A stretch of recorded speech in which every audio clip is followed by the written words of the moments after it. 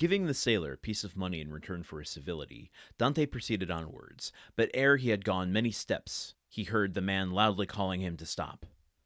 Dante instantly turned to meet him. "I beg your pardon, sir," said the honest fellow, in an almost breathless haste, "but I believe you made a mistake. You intended to give me a 2-franc piece, and see, you gave me a double Napoleon." "Thank you, my good friend. I see that I made a trifling mistake, as you say.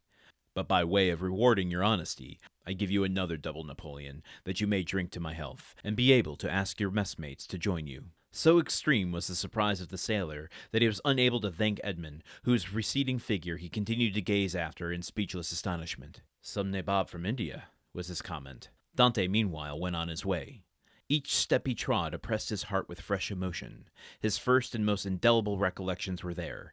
Not a tree, not a street that he passed, but seemed filled with dear and cherished memories. And thus he proceeded onwards till he arrived at the end of Rue des Noyers, from whence a full view of the Allées de Meilhan was obtained. At this spot, so pregnant with fond and full remembrances, his heart beat almost to bursting, his knees tottered under him, a mist floated over his sight, and had he not clung for support to one of the trees, he would have inevitably fallen to the ground and been crushed beneath the many vehicles continually passing there. Recovering himself, however, he wiped the perspiration from his brows, and stopped not again till he found himself at the door of the house in which his father had lived. Okay, I guess I should have maybe drawn the connection that yesterday he arrived at Marseilles and would have ended up here today. I guess I was so distracted by my analysis that I overlooked the obvious, which he has stepped foot home and a recognizable place. And what I was talking about yesterday, that kind of fast-paced slow down mode that Dumas goes in, brought us to a slow down mode. And we are able to look at Dante absorbing the places familiar to him as a young man, probably as a child as well. Not a tree, not a street he passed that seemed filled with dear and cherished memories. Have you ever gone back to your hometown, your childhood home, after being away for so many years? There's a weird, melancholic, sometimes nostalgic, like overwhelmingly nostalgic and distorted thing that happens where it looks familiar, but it takes on kind of a pod person sort of vibe, not in a malicious way, but in like I recognize it, but I don't recognize it. It's changed. I've changed. It immediately gets you to reflect on all that has transpired since you've been there. And that's just all the more amplified for someone like Dante, who has had it taken away from him. It's one thing if you move away and then go visit of your own volition out of curiosity or whatever. This is something dear to him that was taken away, and now he is back. And it's probably not changing to a large extent the way that it would if you put 20 years between like 2005 and 2025, where cars look different, technology looks different. Could just change the landscape in different ways that you aren't prepared for.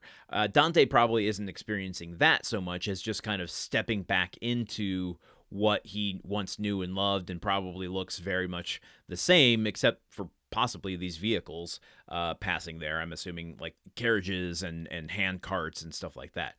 And then ending with that final line here, stopped not again till he found himself at the door of the house in which his father had lived. I don't know why I didn't assume we would so quickly get to the places that Dante had wanted to visit all this time.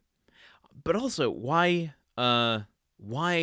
send Jacopo out? It seems like an unnecessary risk, sending someone out to inquire in your past, especially if you're just going to go there. So I don't quite understand what Jacopo's role in doing this was for, except to kind of continue to utilize Jacopo as a character. Maybe he's going to be continually important to the story and we needed to not forget who he was. Or is the knowledge that Jacopo brought him that his dad had passed going to be important for what's to come in the next 2 episodes? I don't know.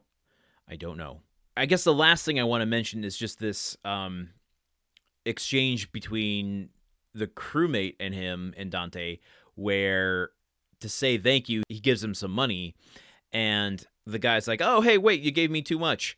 And Dante's like, oh, yeah, I totally did. And thank you for saying something. Now you can have 4 times as much, because here's another Napoleon.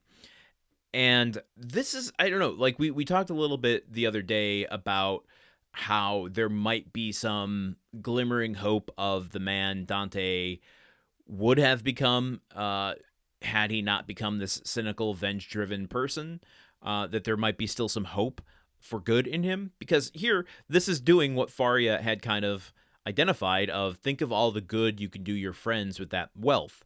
Here, he recognizes the crewmate as a positive part of his past, someone that once respected him, helped him, and was integral to who he used to be, and he is rewarding him with a certain amount of wealth and telling him, here's enough for you to go and drink to my health, but also, share it with the crew.